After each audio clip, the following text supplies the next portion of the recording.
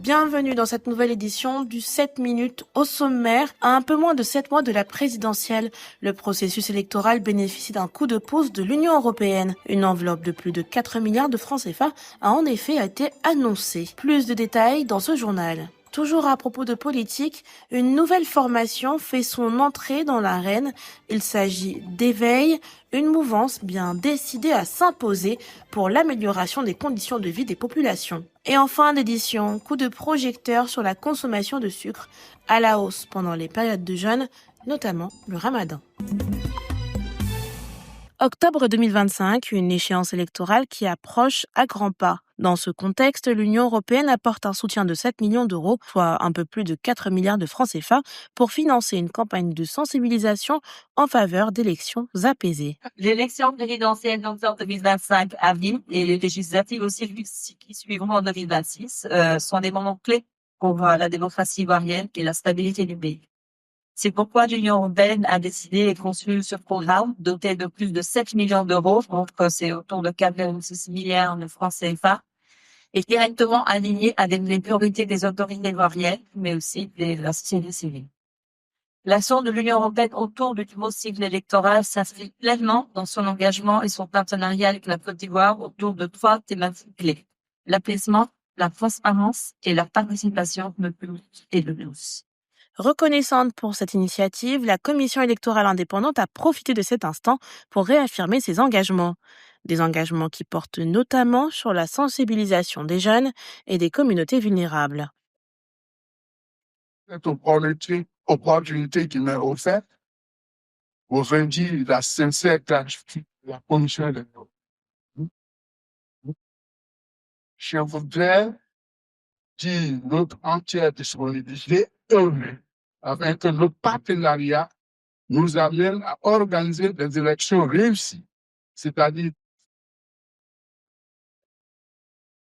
Alors que le pays amorce cette période cruciale, les regards sont tournés vers les acteurs politiques, la société civile et les citoyens, dont l'implication sera déterminante pour la réussite de ces élections et la consolidation d'un climat de paix durable.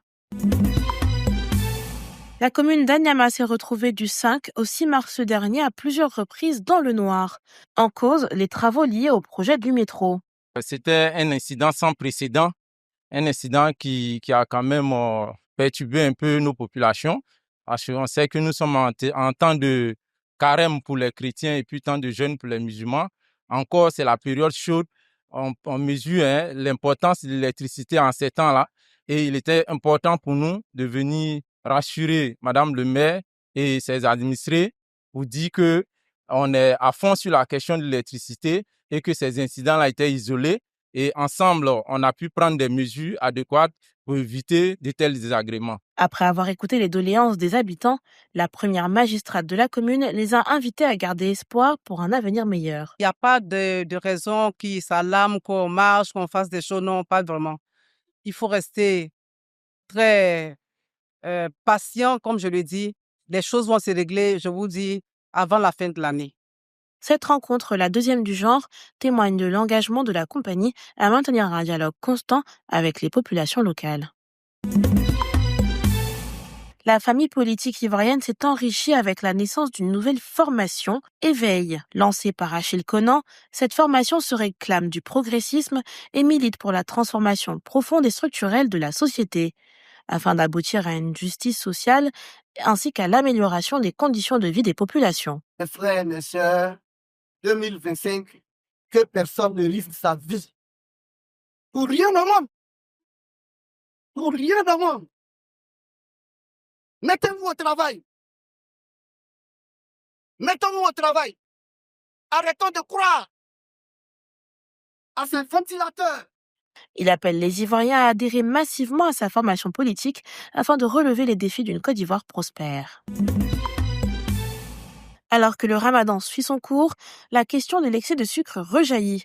En effet, durant cette période, des changements significatifs dans les habitudes alimentaires sont observés avec l'iftar après le jeûne et le sahur pour bien débuter la journée. Oui, j'utilise beaucoup de sucre pendant le ramadan. Le baka, comme ça, on met beaucoup de sucre, surtout du bissap. Je connais pas la fréquence à laquelle je dois utiliser le sucre. Comment on utilise le sucre le plus? C'est dans le mois de carême là. Bah, on met le matin bonheur, avant de prendre ton sao, tu dois mettre du sucre dans le papier. Mais des fois, le rompre le jeûne, tu mets le sucre dans le baka. Sans ça là, tu ne fais pas rompre le jeûne. On sait que essaie de toujours s'amener, mais de toujours on fait avec. Nombreuses personnes ignorent la fréquence à laquelle elles doivent consommer du sucre. Est emmagasiné dans l'organisme, ça va entraîner une prise de poids et puis aussi, ça peut être aussi source de maladies, notamment le diabète. Il y a un lien qui est prouvé, il y a plusieurs études qui le prouvent que le diabète est un facteur de risque des maladies cardiovasculaires. Il faut qu'on boive beaucoup d'eau et puis on privilégie des boissons chaudes, hein. C'est pas forcément le boire beaucoup de sucre là qui sera bien. Voilà, on peut prendre un peu de sucre effectivement parce que toute la journée on n'a pas mangé, donc le cerveau commence à souffrir parce que le cerveau se nourrit uniquement que de sucre. Une consommation excessive de sucre peut avoir des conséquences néfastes sur la santé. Il est donc crucial de sensibiliser la communauté à l'importance d'une alimentation équilibrée pendant cette période sacrée. C'est la fin de cette édition du 7 minutes. Merci de l'avoir suivi. L'actualité se poursuit sur cette info et sur cetteinfo.ci.